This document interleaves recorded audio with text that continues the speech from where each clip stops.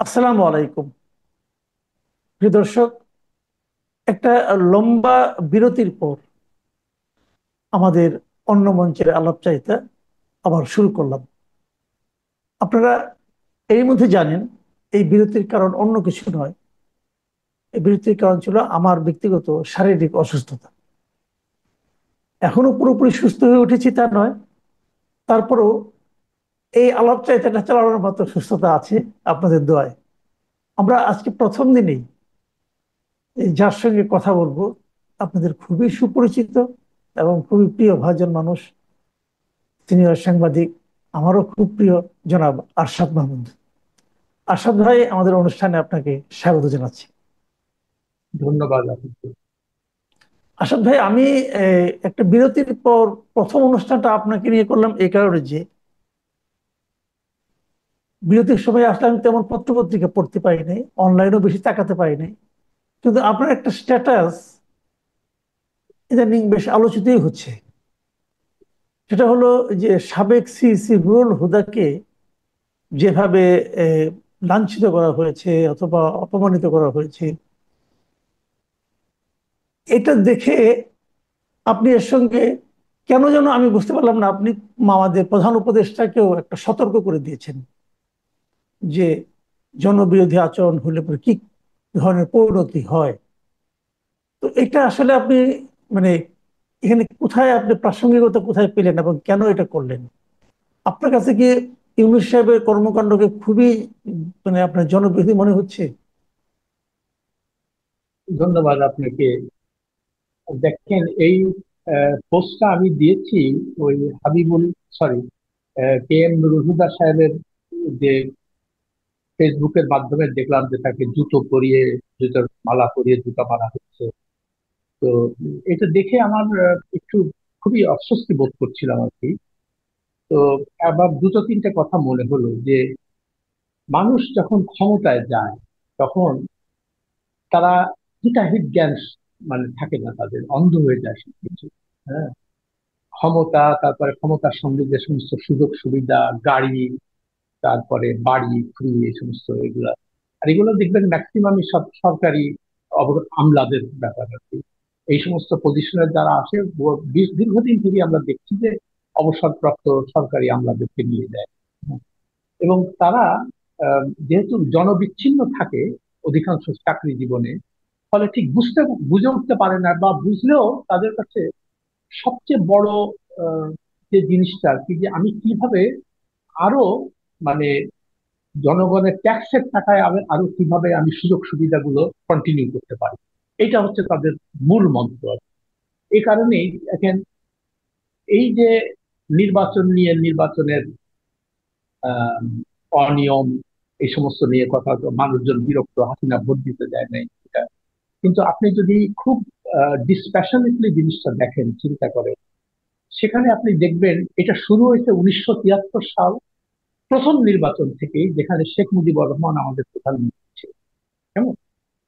তো সেখানেও আমরা দেখলাম যে এরকম ওই জোর জবরদস্তি ভোট করা, তারপরে জিতে যাওয়া পার্টিকে, দুটো নাম বলি আপনাকে, মেজর জলিল এবং আহ, এই কি বলে, আব্দুর রশিদ ইঞ্জিনিয়ার, জি, দাউদ কাদের, জি। এরা তখন যে আমরা শুনতেছিলাম যে জিতে যাচ্ছে, জিতে, তখন তো আর আগের মতো এরকম ইনস্ট্যান্টলি হতো না, বা বিটিভি হুম, হুম। যেটা প্রচার করতো বা বেতার যেটা প্রচার করতো, তারপরে দেখা গেল তারা অনেক ভোটে এগিয়েছিল, হঠাৎ করে সেখানে নির্বাচন বন্ধ হয়ে গেল, ভোট বন্ধ হয়ে গেল। তারপরে সমস্ত সন্ধ্যার সময় আমরা দেখলাম যে একটাতে খন্দকার মোশতাক জিতেছে কুমিল্লাতে, রশিদ ইঞ্জিনিয়ারকে হারিয়ে, আর একটা মেজর জলিল হেরে গেছে। তো এই তখন থেকেই এগুলো শুরু হয়েছে, যেহেতু আমরা তো প্রশ্ন করি না, বা এই কারণে এই সমস্ত, এবং প্রতিটা নির্বাচনে খালি ওই কি বলে আপনার তত্ত্বাবধায়ক সরকারের নির্বাচন 1991 সাল, 96 সাল, 2001 সাল আর 2008, এটা মোটামুটি, যেহেতু ক্ষমতাসীনদের মানে তত্ত্বাবধানে এটা হয় নাই, তত্ত্বাবধায়ক সরকারের অধীনে হয়েছিল, সেজন্য মোটামুটি এর গ্রহণযোগ্যতা ছিল। তো শেখ হাসিনার আমলে তো আমরা নির্বাচন কি জিনিস সেটা, ওই তার তো একটা মানে রোগে পরিণত হয়েছিল যে এইটা আমার বাপের দেশ এবং আমি উত্তরাধিকার সূত্রে এই সম্পত্তির মালিক। এটা সে সর্বক্ষণ মানে এইটা তার মাথায় ছিল, এবং সে কিসের সংবিধান, কিসের বিচার বিভাগ, কিসের আইন, মানে এর কোনো কিছু আমি মানি না, এটা আমার বাপের ডাক, আমি হুম। সম্পত্তির মালিক, অত যা ইচ্ছা তাই করি। খুব ভালো কথা। এই প্রবণতা থেকে আমরা যখন এই গণ অভ্যুত্থান হলো 2025-এ, হওয়ার পরে সে তো বিদায় হলো, তো স্বাভাবিকভাবে আমরা মানে এতটা আশান্বিত হলাম যে যাক, এবার আমাদের আরো একটা সুযোগ আসছে। কেমন সুযোগ! কিন্তু 1972 সালেও একবার আসছিল, মানে যখন বিভিন্ন মত এবং পথকে শেখ মুজিব এক করতে পেরেছিলেন। কেমন তখন তার কথা দেশ উঠতো আর বসতো সবাই।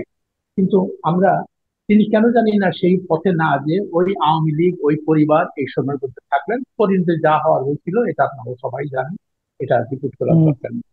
পরে জিয়াউর রহমান সাহেব আসলেন, তখন আমরা মনে করলাম যে বিপ্লবের পরে আসছে উনি, এসে যাই হোক উনি খুব একটা বেশি করতে পারেন নাই, তার আগেই তো সে মারা গেল। তারপরে হোসেন মোহাম্মদ এরশাদ আসলেন, এসে সেও ওই একই কথা, একই কাজ। হ্যাঁ। তো আমরা ভেবেছিলাম যে শেখ হাসিনা বা খালেদা জিয়া হয়তো বা এই, যেহেতু গণ অভ্যুত্থানের মাধ্যমে আসছিল, তাহলে তারা হয়তো ভালো কাজ করবে, কিন্তু দুর্ভাগ্যজনক ভাবে জাতির দুর্ভাগ্য আর কি, তারাও ওই একই পরিবারতন্ত্র, লুটপাট, দুর্নীতি এসবের মধ্যে ছেয়ে গেল। তো এই 24টা আমরা বেশি আশা করেছিলাম এই কারণে যে আহ, প্রফেসর ইউনূসের মতো এরকম একজন সম্মানিত লোক, যারা দেশে বিদেশে তার এত নাম, তিনি এসে তার লোভ লালসার বাইরে, হ্যাঁ, তিনি এসে নিশ্চয়ই এর থেকে ওইদিকে আর ওই রাস্তায় আর হাঁটবেন না, এবং আমরা একটা ভালো উম, সরকার পাবো, দেশ ভালোর দিকে যাবে, এগুলো আমরা চিন্তা করলাম। কিন্তু অত্যন্ত দুঃখের সঙ্গে বলতে হচ্ছে যে আমি ব্যক্তিগতভাবে এতটা আশাহত হয়েছি, মানে আমি জানি না, আমার ধারণা আপনার মতো বা অনেকের মতো আমার ওই একই অবস্থা, যে এরকম হলো কেন। তো হলো ওই একটাই, উনিও ঠিক ওই একই রাস্তায় হাঁটেন। হ্যাঁ। প্রথমেই এসে আসল যে যে যে কাজগুলো মানে করার দরকার ছিল, যে যেমন বিচার বিভাগের উপরে আমি কোনোভাবে হস্তক্ষেপ করে না, এবং বিচার বিভাগের স্বাধীনতা আমি যে কোনো মূল্যে নিশ্চিত করবো। কেমন এটা করো। তারপরে নির্বাচন ব্যবস্থা, এই নির্বাচন ব্যবস্থা এত কলুষিত যে যে এটাতে আর মানুষের কোনো আস্থা নেই এই নির্বাচন। কেমন তো ওই নির্বাচন হয়, একটা গদবাঁধা নির্বাচন হয়, তারপরে একটা দল ক্ষমতায় এসে এসে আবার যায়, আবার ওই শুরু করে। আমরা এই অ্যাটলিস্ট এই দুটো জায়গায় ওনাকে ভেবেছিলাম যে উনি এই দুটো জায়গায় সংস্কার করে, মূল সংস্কার যেটা আর কি, তাহলে হয়তো দেশের মানে, আর দুর্নীতিবাজদের শাস্তি দেওয়া, তারপর দুর্নীতিবাজদের শাস্তি মানে, আর নিজেরা ক্ষমতায় যারা থাকে তাদের সম্পত্তি ডিক্লিয়ার করা পাবলিকলি, জি। যে জি। এই এই কাজগুলা করলে তখন হয়তো বা মানে আমরা একটা ভালো রাস্তার দিকে যেতে পারি। কিন্তু উনি সেগুলো দেখেন কোনো দিকে না যেয়ে, কোনো দিকে যেতে তার নেই, তিনি প্রথমেই এসে তার নিজের যে সমস্ত বিরুদ্ধে মামলা ছিল সেগুলো তিনি একের পর এক নির্বাহী আদেশ প্রত্যাহার করতে পারেন। হুম। তো প্রথমেই আমি না প্রথমে জিনিসটা বিশ্বাস করতে পারিনি যে এটা মানে উনি করেছেন কিনা। পরে আমি যখন খোঁজ খবর নিলাম, নিজে পত্র পত্রিকায় দেখলাম দেখলাম যে উনি সেই একই কাজ করেছেন। কেমন তো প্রথম প্রশ্ন মানুষের মনে জাগলো, আমার নিজের মনে জাগিয়েছে, তাই হলে মানুষ এই বিচার বিভাগের স্বাধীনতা কোথায় গেল? আমরা তো মানে আইনের শাসনে বিশ্বাস যদি করি, আমরা যদি বিচার বিভাগের স্বাধীনতায় বিশ্বাস করি, তাহলে এই জিনিসগুলো উনি আগেই ঠিক করে ফেলতে পারতেন। তো সেটা হলো না।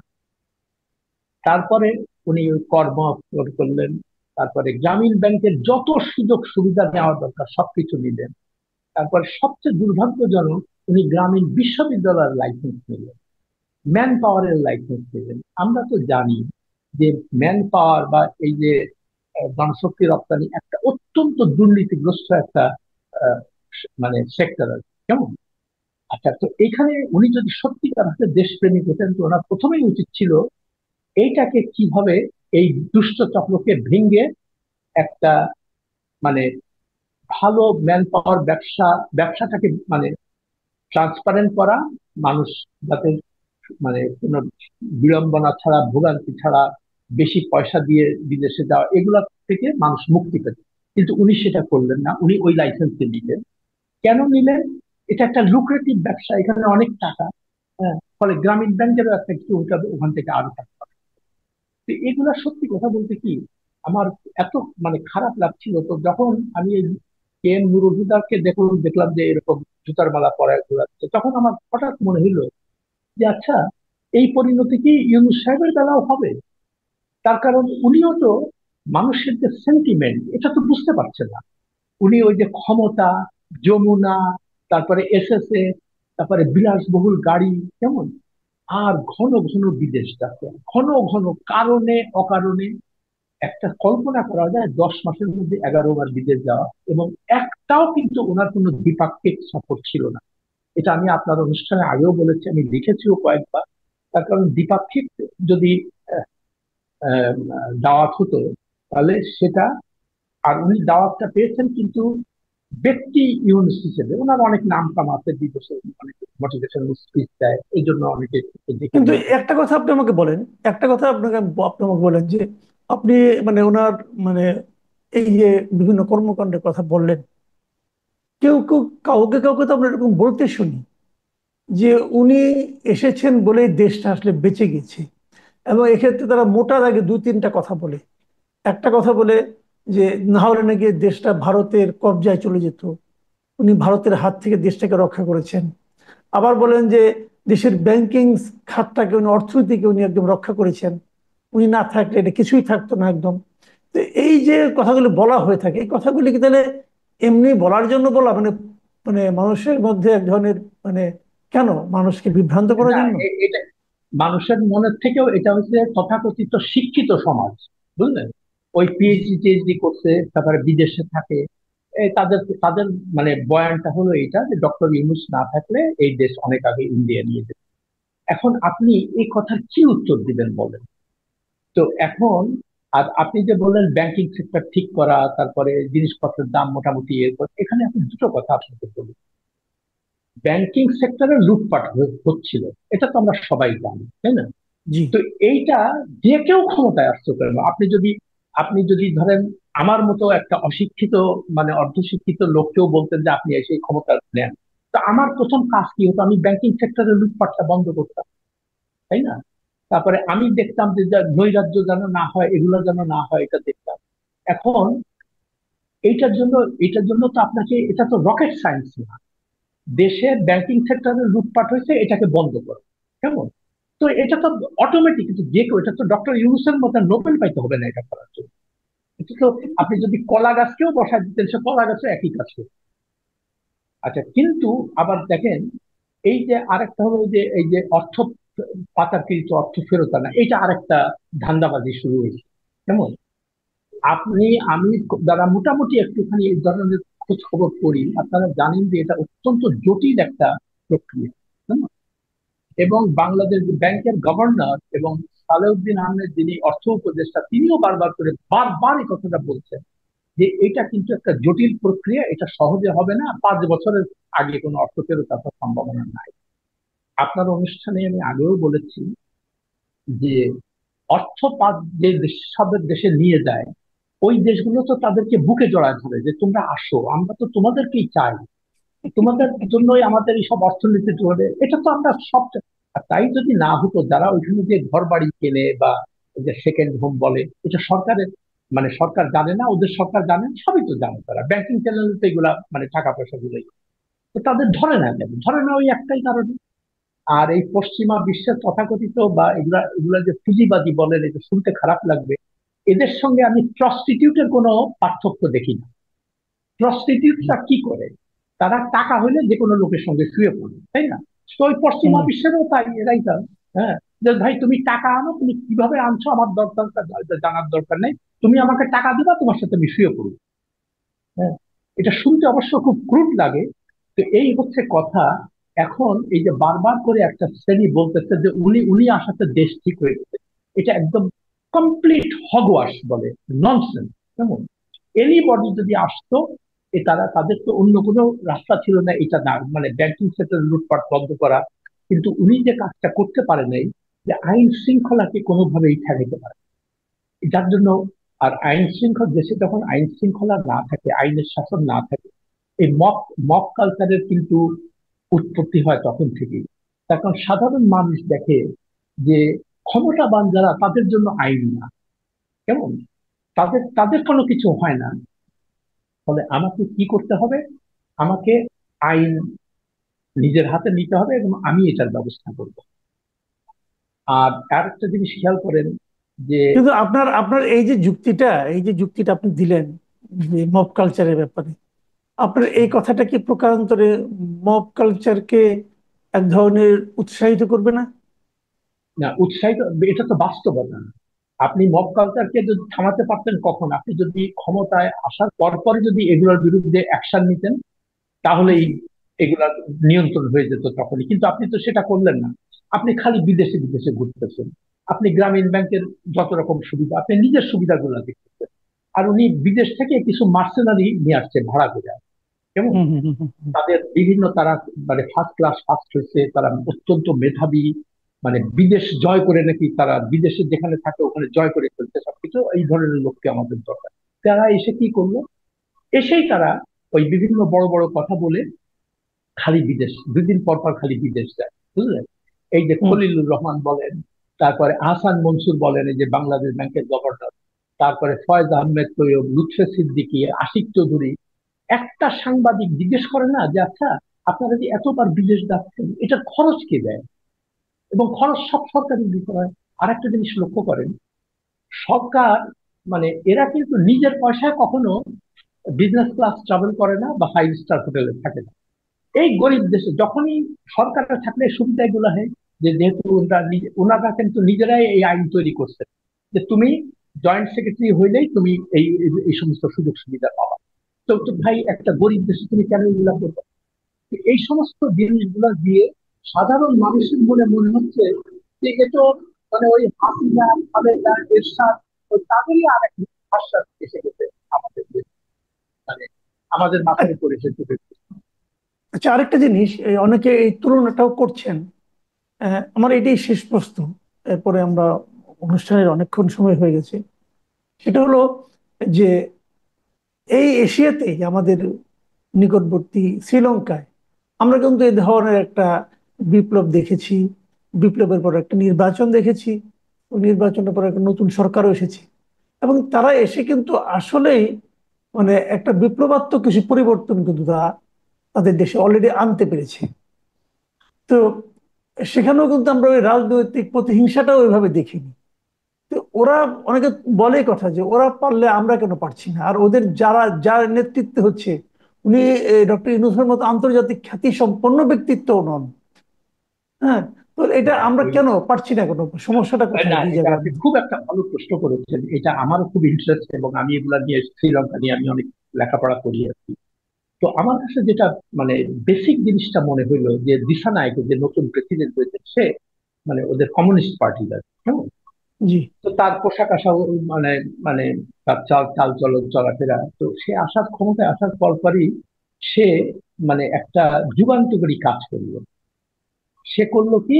সে প্রথমেই বললো যে আমার প্রেসিডেন্টের অফিসে যতগুলো বিলাসবহুল গাড়ি আছে সবগুলো সে নিলামে তুলে দিল। বললো যে আমরা যেহেতু একটা গরিব দেশ, আমাদের অর্থনীতি একদম বিপর্যস্ত হয়ে গেছিল, এটাকে আমাদের ঠিক করতে হবে, আমরা এই বিলাসিতার মধ্যে আর যাব।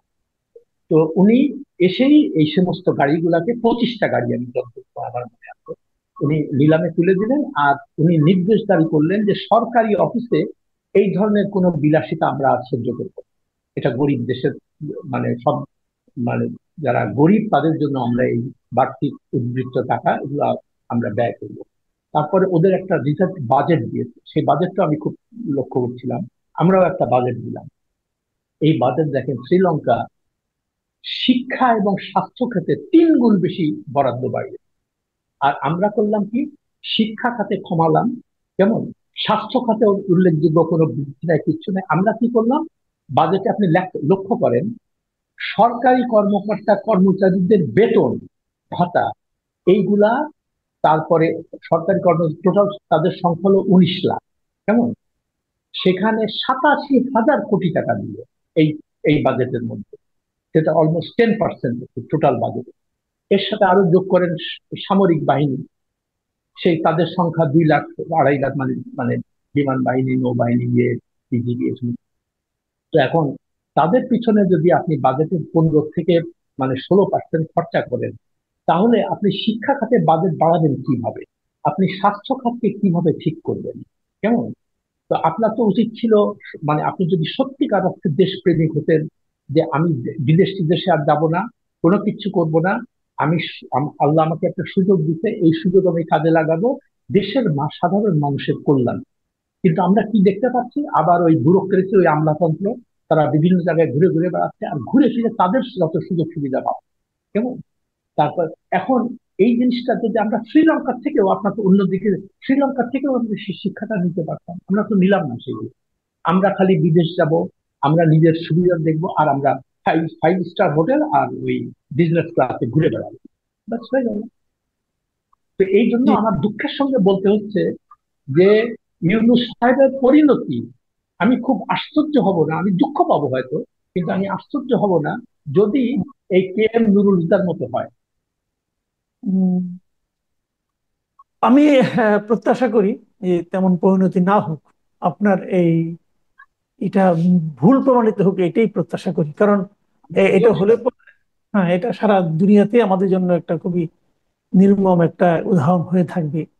এটা আমরাও চাই না। আমরা চাই এর মধ্যে ওনার মধ্যে আত্মোপলব্ধি আসুক, উনিও বুঝতে জানুক যে আমাদের দেশের সাধারণ মানুষ কি চায় ওনার কাছে।